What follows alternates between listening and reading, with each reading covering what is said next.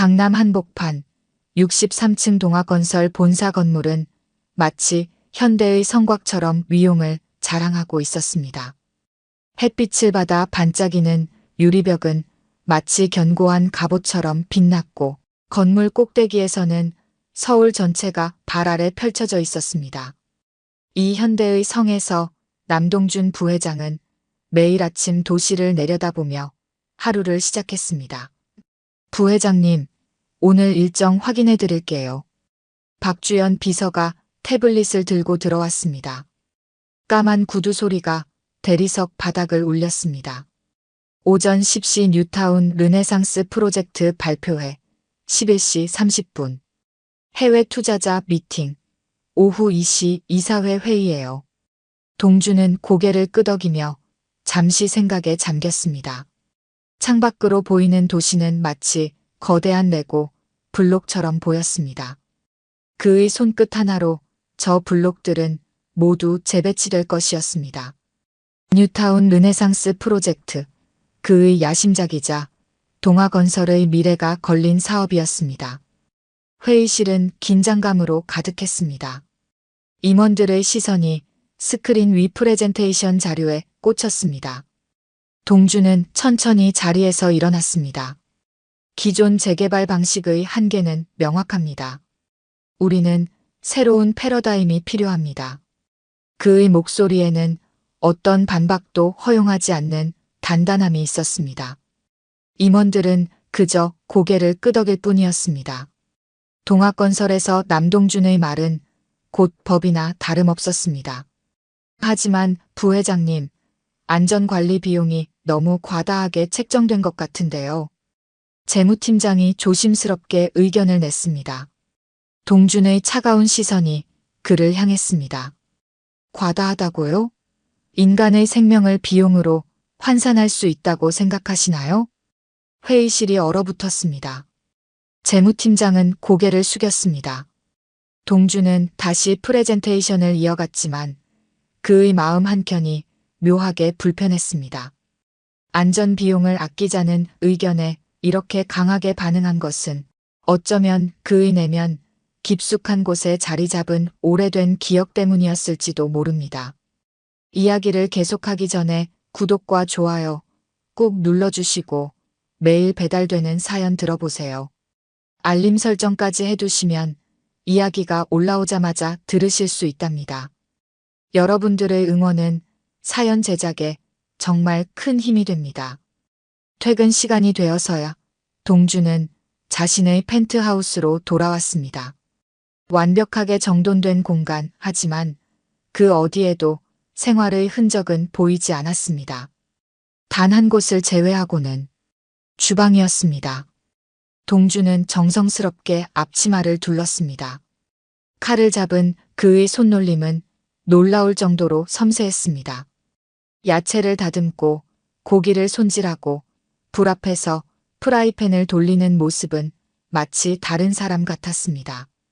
요리는 그의 유일한 취미이자 어쩌면 진정한 자신을 마주하는 시간이었습니다. 칼질하는 소리, 재료가 익어가는 소리, 그리고 은은하게 퍼지는 향. 이 시간만큼은 차가운 부회장이 아닌 그저 요리를 사랑하는 한 사람으로 돌아갈 수 있었습니다. 하지만 오늘은 왠지 음식이 입에 당기지 않았습니다. 뉴타운 프로젝트 현장 방문이 내일로 다가왔기 때문이었습니다. 그곳에서 무언가가, 아니 누군가가 자신을 기다리고 있다는 예감이 들었습니다. 마치 오래전 잊어버린 기억처럼 희미하지만 분명한 예감이. 이른 아침 재개발 현장은 이미 분주했습니다. 노란 안전모를 쓴 인부들이 이리저리 움직였고 굴착기의 둔탁한 소리가 공기를 울렸습니다. 동주는 현장 사무실 앞에 검은색 제네시스를 세웠습니다. 부회장님, 이쪽입니다. 현장 소장이 허리를 굽혀 인사했습니다.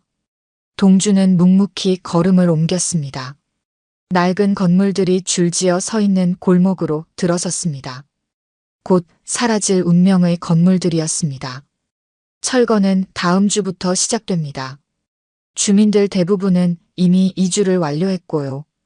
아직 남아있는 가구는 네, 몇 군데 있습니다만 곧 소장의 말이 채 끝나기도 전에 고함 소리가 들렸습니다. 골목 끝 허름한 건물 앞이었습니다. 보상팀 직원 몇 명이 한 노인과 실랑이를 벌이고 있었습니다. 여기가 제 집이라고요. 내 평생 일군 식당입니다. 그냥 떠날 순 없어요. 노인의 목소리가 떨렸습니다. 나이 60은 훌쩍 넘어 보이는 그는 낡은 앞치마를 두르고 있었습니다. 식당 문 앞에는 행복식당이라는 간판이 비스듬히 걸려 있었습니다. 김 사장님, 이제 그만 나가시죠.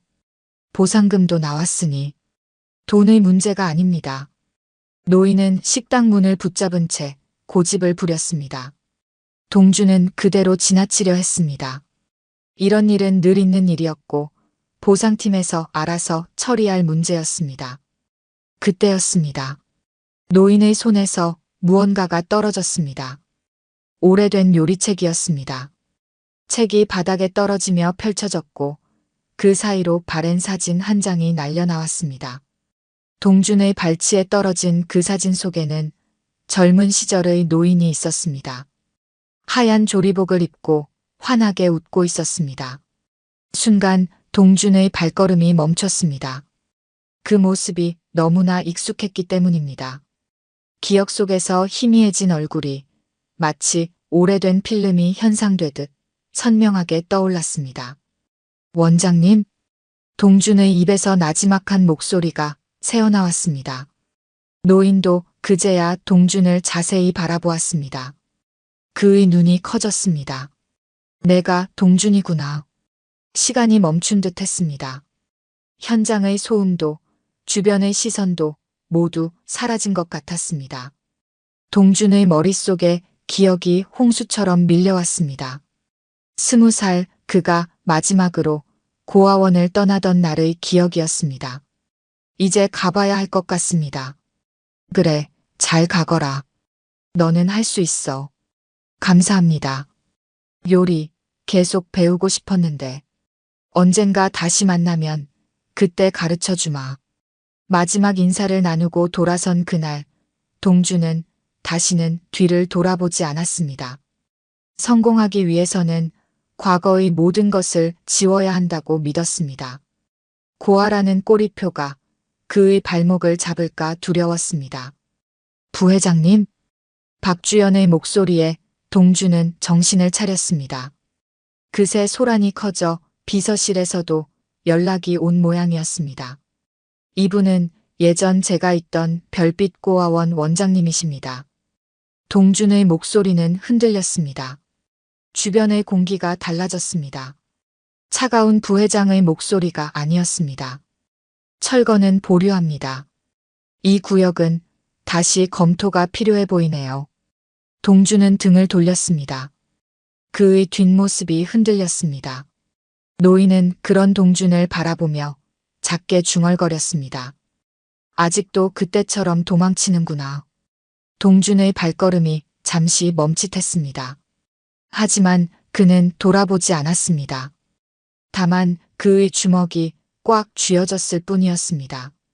차에 오르며 동준은 박주연에게 말했습니다. 오후 일정은 모두 취소해 주세요. 집으로 돌아온 동준은 곧장 주방으로 향했습니다. 요리는 언제나 그를 진정시켰습니다. 하지만 오늘은 달랐습니다. 칼을 잡은 손이 자꾸 떨렸습니다. 원장님의 말이 계속 귓가에 맴돌았습니다. 그렇게 밤은 깊어갔습니다. 도시의 불빛이 하나둘 꺼져가는 동안 63층 펜트하우스의 주방에서는 여전히 불빛이 새어나왔습니다. 그리고 그 불빛 아래서 한 남자가 끊임없이 무언가를 만들고 있었습니다. 마치 오래전 잃어버린 무언가를 찾기라도 하듯이. 다음 날 아침 동준의 책상 위에는 두꺼운 서류 뭉치가 놓여 있었습니다. 박주연이 준비한 자료였습니다. 김철수 원장님에 대해 조사해봤습니다. 30년간 별빛 고아원에서 원장으로 일하시다가 5년 전 은퇴하셨고 그 후로 저 동네에서 작은 식당을 운영해 오셨더군요. 동주는 묵묵히 서류를 넘겼습니다. 마지막 장에는 낡은 신문 기사가 있었습니다. 별빛 고아원 폐원, 재개발 사업으로 35년 역사 마감. 기사 속 사진에는 원장님이 쓸쓸히 고아원을 바라보는 모습이 담겨 있었습니다. 원장님 댁에도 다녀왔습니다. 이걸 전해달라고 하셨어요. 박주연이 내민 것은 낡은 앨범이었습니다. 동주는 천천히 앨범을 펼쳤습니다. 첫 장부터 그의 가슴이 멎는 것 같았습니다. 어린 시절 동준의 사진이었습니다. 주방에서 원장님과 함께 찍은 사진들이 가득했습니다. 식재료를 다듬는 법을 배우는 모습, 처음으로 만든 요리를 자랑스럽게 들고 있는 모습, 다른 아이들과 함께 식사하는 모습. 부회장님. 현관 앞에 서 있던 박주연이 조심스럽게 말을 이었습니다. 원장님께서 하신 말씀이 있습니다. 부회장님의 아버님에 대해서요. 동준의 손이 앨범 위에서 멈췄습니다. 돌아가시기 전 아버님께서 원장님을 찾아오셨다고 합니다. 부회장님께 전해달라고 맡기고 가신 것이 있다고. 동준은 자리에서 일어났습니다. 창밖으로 보이는 도시가 갑자기 낯설게 느껴졌습니다. 그가 알지 못했던 혹은 알고 싶지 않았던 진실이 그를 기다리고 있었습니다. 행복식당 앞에 차를 세웠습니다. 이른 아침이었지만 불은 켜져 있었습니다. 문을 열자 된장찌개 냄새가 코끝을 찔렀습니다. 그 순간 동준의 눈시울이 뜨거워졌습니다. 고아원에서 매일 아침 맡던 바로 그 냄새였습니다. 왔구나. 원장님이 주방에서 나왔습니다. 여전히 그 낡은 앞치마를 두르고 있었습니다. 앉아라. 밥은 먹었니? 동주는 대답 대신 고개를 저었습니다. 원장님은 말없이 밥상을 차렸습니다. 된장찌개, 계란말이, 몇 가지 밑반찬. 소박하지만 정갈한 아침 식사였습니다. 내가 내 아버님을 만난 건 3년 전이었다. 병원에 입원해 계실 때였지. 원장님은 밥을 한술 뜨고 이야기를 시작했습니다. 돌아가시기 전 이걸 내게 전해달라고 하셨다. 원장님이 안쪽 방에서 낡은 가죽 서류 가방을 꺼내왔습니다. 그 안에는 편지 한 통과 함께 묵직한 서류 뭉치가 들어있었습니다. 너를 찾아다녔다고 하시더구나. 하지만 그때마다 넌 이미 떠난 뒤였고. 동주는 떨리는 손으로 편지를 펼쳤습니다. 삐뚤빼뚤한 글씨로 쓰인 편지였습니다. 아들에게. 내가 태어난 걸 알았을 때 나는 이미 너무 늦어버렸다. 가난했고 빚더미에 앉아 있었다. 그래서 널 지킬 자신이 없었다. 하지만 이제는 말할 수 있다. 넌 내 아들이다. 그리고 내게는 동생이 있다. 동준의 손에서 편지가 떨어졌습니다. 서류를 펼쳤습니다. 그의 아버지가 평생 모은 재산의 증여 서류였습니다. 그리고 그 마지막 장에는 한 청년의 사진이 있었습니다. 강민호, 그의 동생이었습니다. 내 동생은 지금 도시재생연구소에서 일하고 있다. 내 아버님은 마지막까지 두 형제가 서로를 찾길 바라셨지. 동주는 자리에서 일어났습니다. 머릿속이 어지러웠습니다. 그가 쌓아온 모든 것이, 그가 믿어온 모든 진실이 흔들리고 있었습니다. 밥은 먹고 가거라. 원장님의 목소리가 부드럽게 울렸습니다. 마치 20살 그날처럼. 동주는 천천히 다시 밥상 앞에 앉았습니다. 한술 한술 밥을 떠먹었습니다. 그리고 그 순간 깨달았습니다. 이 맛이 그가 그토록 찾아 헤매던 것이라는 걸. 동주는 며칠째 출근하지 않았습니다. 63층 펜트하우스에서 그는 아버지가 남긴 서류들을 뒤적이고 있었습니다. 서류 속에는 아버지가 평생 모은 재산만이 아닌 두 아들을 찾아다닌 흔적들이 고스란히 담겨 있었습니다. 동생 강민호의 학교 성적표, 상장, 그가 쓴 논문까지. 아버지는 두 아들의 인생을 지켜보며 살아왔던 것입니다. 그날 저녁, 동주는 행복식당으로 향했습니다. 원장님은 마치 기다렸다는 듯 주방으로 그를 이끌었습니다. 오래된 나무 도마 위에는 이미 식재료들이 준비되어 있었습니다. 20살 때처럼 원장님은 칼을 잡는 법부터 다시 가르쳐 주셨습니다. 조리대 앞에 선 동준의 모습은 차가운 부회장의 그것이 아니었습니다. 무언가를 배우는 학생의 모습이었고 잃어버린 아들의 모습이었습니다. 원장님은 묵묵히 동준의 칼질을 지켜보았습니다. 서툴지만 진지한 그 모습에서 원장님은 어린 시절의 동준을 보았습니다. 요리가 완성되어 갈 때쯤 식당 문이 열렸습니다. 박주연이 누군가를 모시고 온 것입니다. 젊은 남자였습니다. 그의 이름은 강민호, 도시재생연구소의 책임연구원이자 동준의 동생이었습니다. 동생은 형과 닮아 있으면서도 전혀 달랐습니다. 부드러운 미소를 짓고 있었지만 그 눈빛은 단단했습니다. 식탁에 앉은 네 사람 앞에는 동준이 만든 된장찌개가 놓였습니다. 원장님의 비법대로 만든 것이었습니다. 민호가 첫 숟가락을 떴습니다. 그의 눈시울이 붉어졌습니다. 어린 시절 고아원에서 맛던 바로 그 맛이었습니다. 말없이 식사가 이어졌습니다. 때로 침묵이 더 많은 이야기를 전하는 법입니다. 두 형제는 서로를 바라보지 않았지만 그들의 마음은 조금씩 가까워지고 있었습니다. 원장님이 담아주신 된장찌개는 식어가고 있었지만 그 온기는 여전히 남아 있었습니다. 식사가 끝나갈 무렵 민호가 서류 한 장을 꺼냈습니다. 도시재생 프로젝트 계획서였습니다. 재개발 사업으로 사라질 위기에 처한 오래된 동네를 살리는 내용이었습니다. 그곳은 다름 아닌 행복식당이 있는 이 동네였습니다. 동주는 말없이 서류를 훑어보았습니다.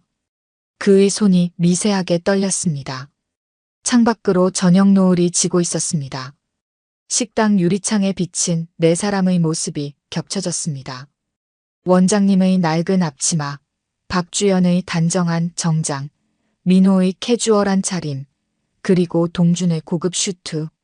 너무나 다른 삶을 살아온 이들이었지만 이 순간만큼은 한 식탁에 모여 같은 맛을 나누고 있었습니다. 주방에서는 설거지하는 소리가 들렸습니다. 동준이 자청했습니다. 그의 손놀림은 어설펐지만 진지했습니다. 민호는 형의 뒷모습을 바라보았습니다. 차가운 부회장의 모습이 아닌 그저 한 사람의 아들이자 형으로 서 있는 모습이었습니다. 돌아가는 길, 동준의 차 안에는 원장님이 싸주신 반찬통이 놓여 있었습니다. 평생을 최고급 레스토랑에서 식사해온 그였지만 이 소박한 반찬통이 그의 가슴을 더 뜨겁게 만들었습니다. 마치 오래전 잃어버린 온기를 되찾은 것처럼. 아침 햇살이 동학건설 본사 건물을 비추던 그때 이사회는 이미 혼란에 빠져 있었습니다. 뉴타운 르네상스 프로젝트의 전면 수정안이 제출된 것입니다. 수정안의 핵심은 기존 재개발 방식의 전면 철거가 아닌 도시재생 방식의 도입이었습니다. 동준이 직접 제안한 안이었습니다. 회의실에서는 반대 의견이 쏟아졌습니다. 수익성이 떨어진다는 것, 전례가 없다는 것, 리스크가 크다는 것. 동준은 그들의 반대를 충분히 예상했습니다. 하지만 그의 마음은 이미 정해져 있었습니다. 강민호가 제시한 도시재생 계획은 단순한 대안이 아닌 그들이 잃어버린 시간을 되찾을 수 있는 기회였습니다. 이사회가 끝난 후 재무팀장이 찾아왔습니다. 그가 내민 서류에는 지난 5년간의 비자금 조성 내역이 담겨 있었습니다. 이전 경영진 시절부터 이어져 온 관행이었고 동준도 알고 있었지만 묵인해온 일이었습니다. 재무팀장의 표정에는 은은한 위협이 서려 있었습니다. 동주는 서류를 받아들었습니다. 그리고 그대로 찢어버렸습니다. 더 이상 타협하지 않겠다는 의지의 표현이었습니다. 재무팀장의 얼굴이 창백하게 변했습니다. 회사는 경랑 속으로 빠져들고 있었습니다. 그날 저녁 행복식당에는 평소보다 많은 사람들이 모였습니다. 동준과 민호, 그리고 도시재생연구소의 연구원들이었습니다. 원장님은 모두를 위해 된장찌개를 끓이셨습니다. 식당 한켠에는 도시재생계획도가 펼쳐져 있었습니다. 오래된 건물들 사이로 새롭게 그려질 골목길들, 주민들의 삶이 이어질 공간들이 그려져 있었습니다.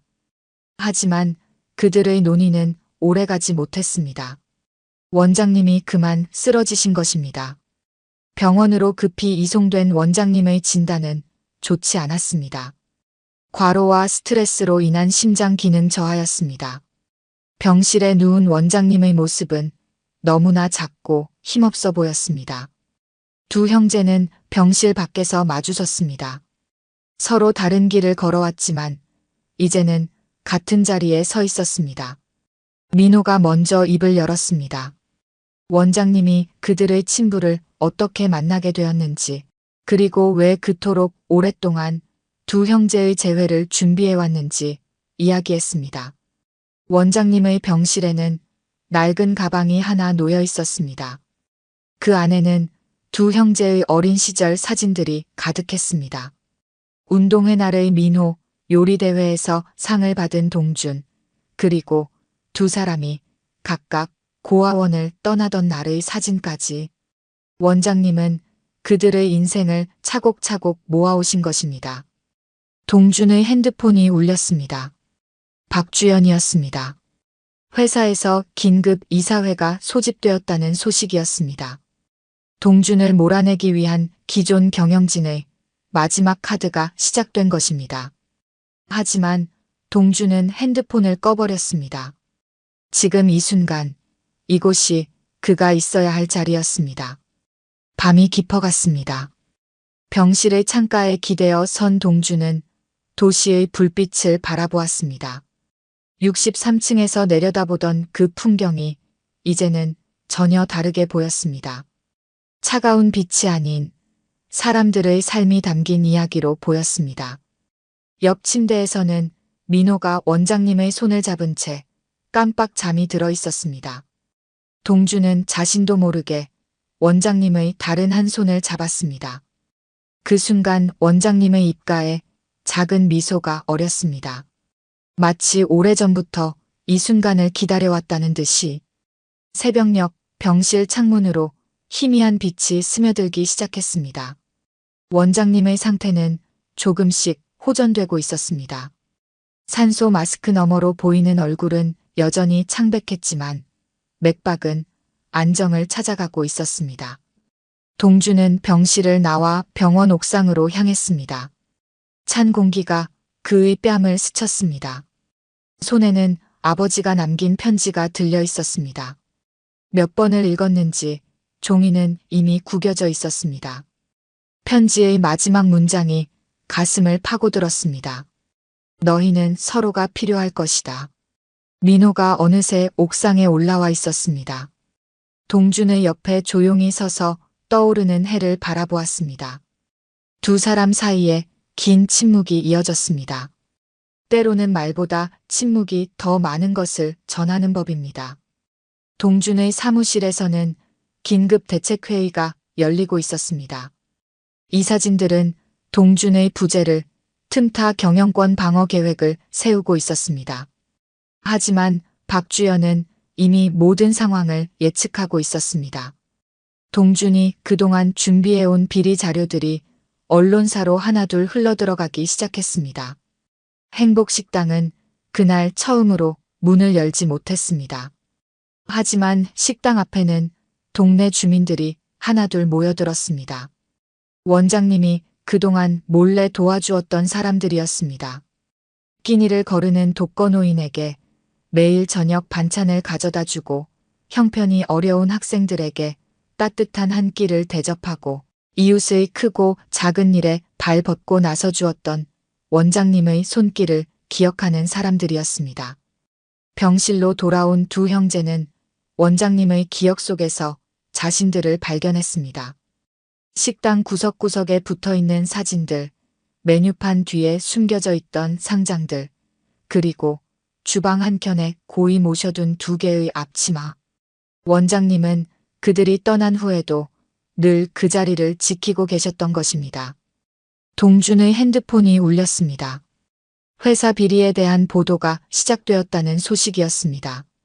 이 사진들의 불법 자금 횡령, 공사 과정의 부실 시공 의혹, 안전관리 비용 축소 등 그동안 쌓여온 문제들이 하나둘 드러나기 시작했습니다. 민호는 연구소 동료들과 함께 도시재생 계획을 다듬어가고 있었습니다. 단순히 건물을 보수하는 것이 아닌 사람들의 삶과 기억을 지켜내는 계획이었습니다. 행복식당을 중심으로 형성된 골목 공동체의 이야기가 계획의 핵심이 되었습니다. 저녁이 되자 원장님이 깨어나셨습니다. 힘없는 목소리로 두 형제를 불렀습니다. 떨리는 손으로 그들의 손을 잡으셨습니다. 말씀은 없으셨지만 그 손길에는 오랜 시간 가슴 깊이 간직해온 사랑이 담겨 있었습니다. 밤이 깊어갔습니다. 병실 안에는 세 사람의 고요한 숨소리만이 남았습니다. 창밖으로는 도시의 불빛이 반짝였습니다. 그 불빛 하나하나에는 저마다의 이야기가 담겨 있었습니다. 행복식당의 불빛은 꺼져 있었지만 그곳에서 시작된 새로운 이야기는 이제 막 시작되고 있었습니다. 동주는 잠들지 못한 채 창가에 서 있었습니다. 이제 그는 알았습니다. 진정한 성공이란 무엇인지, 왜 아버지가 끝까지 두 형제의 재회를 바랐는지, 그리고 원장님이 그토록 오랫동안 한 자리를 지켜온 이유를. 모든 답은 이미 그의 가슴 속에 있었습니다. 다만 그것을 받아들일 준비가 되지 않았을 뿐이었습니다. 병실 문 밖에는 동네 주민들이 가져온 음식들이 조용히 놓여 있었습니다. 그들이 남긴 쪽지에는 한결같이 어서 돌아오세요라는 말이 적혀 있었습니다. 사람들은 기다리고 있었습니다. 행복식당의 불빛이 다시 켜지기를, 원장님의 된장찌개 향이 다시 골목을 채우기를. 한 달 후 동학건설 본사에서는 임시 주주총회가 열렸습니다. 회의장은 이전과는 전혀 다른 분위기였습니다. 동주는 단상 위에서 새로운 비전을 발표하고 있었습니다. 뉴타운 르네상스 프로젝트는 이제 도시 공동체 재생 프로젝트로 이름을 바꾸었습니다. 프레젠테이션 화면에는 행복식당이 있는 골목의 새로운 청사진이 떠올랐습니다. 낡은 건물들은 그대로 두되 안전하게 보수하고, 골목길은 사람들의 이야기가 흐르는 공간으로 재탄생하는 계획이었습니다. 그 중심에는 행복문화센터가 자리 잡고 있었습니다. 주주들의 표정은 처음에는 의심스러웠습니다. 하지만 동준이 제시한 새로운 수익 모델에 관심을 보이기 시작했습니다. 도시재생 과정에서 발생하는 지역 상권의 활성화, 문화공간 운영 수익, 그리고 정부의 도시재생 지원 사업 참여 등 지속 가능한 발전 방향이 제시되었습니다. 발표가 끝난 후 회의장 밖에서는 민호가 기다리고 있었습니다. 연구소에서 준비한 주민 설문 결과를 들고 왔습니다. 놀랍게도 80% 이상의 주민들이 새로운 계획에 찬성했습니다. 그들은 자신들의 삶의 터전이 송두리째 사라지는 것보다 기존의 공동체를 유지하면서 발전하는 방향을 선택한 것입니다. 원장님은 이제 퇴원을 앞두고 있었습니다. 병실에서도 틈틈이 두 형제와 함께 새로운 식당 계획을 세웠습니다. 행복문화센터의 1층에 들어설 새로운 식당은 단순한 음식점이 아닌 지역 주민들의 모임 공간이자 청년 요리사들의 교육장이 될 것이었습니다. 동준의 책상 위에는 이제 새로운 서류들이 쌓여갔습니다. 비리 조사 결과로 물러난 이사진들의 자리는 도시재생 전문가들로 채워졌습니다. 박주연은 이제 홍보실장이 되어 회사의 새로운 이미지를 만들어가고 있었습니다. 저녁이면 행복식당 자리에서 공사가 한창이었습니다. 동준과 민호는 직접 현장을 감독했습니다. 주민들은 호기심 어린 눈으로 공사 현장을 바라보았습니다. 오래된 간판은 조심스럽게 떼어져 보관되었습니다. 새 건물이 들어서도 이 간판은 그대로 유지될 것입니다. 원장님의 레시피는 이제 젊은 요리사들에게 전수되고 있었습니다. 된장찌개의 비법, 매일 아침 채소를 다듬는 순서, 음식을 담는 그릇의 온도까지 모든 과정에는 사람을 향한 따뜻한 마음이 담겨 있었습니다. 회사로 돌아온 동준의 집무실도 달라졌습니다. 차가운 대리석 벽면 대신 따뜻한 원목 패널이 들어섰고 한쪽 벽에는 행복식당에서 가져온 사진들이 걸렸습니다. 응접실은 이제 작은 주방으로 바뀌었습니다. 중요한 미팅은 이곳에서 직접 만든 음식을 나누며 진행되었습니다. 새로운 프로젝트의 소식은 서서히 퍼져나갔습니다. 다른 건설사들도 관심을 보이기 시작했습니다. 언론에서는 도시재생의 새로운 모델이라며 호평했습니다. 하지만 동준에게 가장 큰 보상은 달라진 시선이었습니다. 차가운 성공 신화의 주인공이 아닌 따뜻한 변화를 이끄는 리더로 바라보는 시선이었습니다. 밤이 깊어 사무실을 나서는 동준의 발걸음이 한결 가벼워졌습니다. 이제 그는 매일 저녁 행복식당 공사 현장에 들러 원장님, 민호와 함께 저녁을 먹었습니다. 아직은 간이 식탁에서 도시락을 나누는 소박한 식사였지만 그 어떤 고급 만찬보다 맛있었습니다. 63층에서 내려다보는 도시의 풍경도 달라져 있었습니다. 이제 그의 눈에는 차가운 빌딩 숲이 아닌 사람들의 삶이 숨쉬는 이야기가 보였습니다. 그리고 그 이야기 속에서 자신의 새로운 길을 발견하고 있었습니다. 봄이 찾아왔습니다. 행복문화센터 앞의 벚꽃이 활짝 피었습니다. 오늘은 센터의 공식 개관식 날이었습니다. 1층의 행복식당은 이미 아침부터 북적였습니다. 원장님은 여전히 그 낡은 앞치마를 두르고 주방에 서 계셨습니다. 이제는 젊은 요리사들과 함께였습니다. 개관식장에는 많은 사람들이 모였습니다. 동네 주민들, 회사 임직원들, 그리고 도시재생 사업에 관심을 가진 각계각층의 인사들까지 동준이 단상에 섰습니다.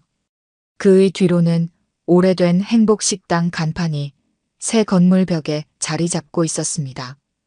이 공간은 단순한 건물이 아닙니다. 우리의 삶과 추억, 그리고 미래가 공존하는 곳입니다. 동준의 발표가 이어지는 동안 민호는 조용히 자료를 정리하고 있었습니다. 도시재생연구소는 이제 문화센터 3층으로 이전했습니다. 주민들과 함께 지역의 새로운 이야기를 만들어가는 공간이 되었습니다. 2층에는 작은 도서관과 공방이 들어섰습니다. 주민들이 직접 운영하는 공간이었습니다. 할머니들의 뜨개질 모임, 청년들의 창업 준비 모임, 아이들의 독서 모임까지 매일 다양한 이야기가 피어나는 곳이 되었습니다. 행복식당은 이제 단순한 식당이 아니었습니다. 옛 맛을 그대로 간직한 메뉴들 속에 새로운 요리들이 더해졌습니다. 원장님의 된장찌개는 여전히 시그니처 메뉴였습니다. 주방에서는 요리를 배우는 청년들의 활기찬 모습이 보였습니다. 박주연은 이제 동준의 오른팔이 되어 있었습니다. 회사는 도시재생 전문 기업으로 새롭게 자리매김했습니다. 다른 지역에서도 비슷한 프로젝트 제안이 이어졌습니다. 차가운 재개발이 아닌 사람의 온기를 담은 도시재생의 바람이 불기 시작한 것입니다. 저녁이 되자 문화센터는 더욱 활기를 띠었습니다. 퇴근한 주민들이 하나둘 모여들었습니다. 오늘은 특별한 날이었습니다. 원장님의 요리 교실이 열리는 날이었습니다. 동준과 민호도 앞치마를 둘렀습니다. 형제는 이제 매주 한 번씩 이 수업에 참여했습니다. 오늘은 우리 집 된장찌개를 함께 만들어 보겠습니다. 원장님의 목소리가 부드럽게 울렸습니다. 우리 집이라는 말에 동준과 민호의 눈시울이 붉어졌습니다. 그들에게는 처음으로 진정한 의미의 집이란 단어를 듣는 순간이었습니다. 요리가 완성되어 갈 때쯤 문화센터 옥상에서는 주민들의 작은 음악회가 열렸습니다. 통유리창 너머로 악기 소리가 들려왔습니다. 옥상 정원에는 동준이 직접 가꾼 허브들이 자라고 있었습니다. 이제는 요리에 쓰일 식재료들도 이곳에서 재배되었습니다. 밤이 깊어갔습니다. 문화센터의 불빛이 하나둘 꺼져갔지만 행복식당의 불빛만은 여전히 밝았습니다. 동준, 민호, 그리고 원장님은 오늘도 마지막 식사를 함께 했습니다. 된장찌개 한 그릇에는 그들이 함께 걸어온 시간이 담겨 있었습니다. 창밖으로 도시의 불빛이 반짝였습니다. 63층에서 보던 그 풍경은 이제 완전히 다른 의미로 다가왔습니다. 차가운 성공의 상징이 아닌 사람들의 삶과 이야기가 숨쉬는 따뜻한 풍경이었습니다. 우리 집에서 밥 한번 먹자. 이제 그 말에는 특별한 의미가 담겨 있었습니다. 단순한 식사 초대가 아닌 서로의 삶을 나누자는 초대였습니다. 동주는 이제 알았습니다. 진정한 집은 건물이 아닌 마음이 모이는 곳이란 것을. 그리고 그 집은 지금 여기 완성되어 있었습니다. 오늘 들려드린 이야기가 여러분의 마음에 작은 울림이 되었기를 바랍니다. 아까 깜빡하신 분들이 계셨다면 좋아요와 구독 부탁드려요. 다음 사연을 들려드리는데 큰 힘이 된답니다. 그리고 여러분의 이야기도 댓글로 들려주세요. 다음 이야기 때 또 뵙겠습니다.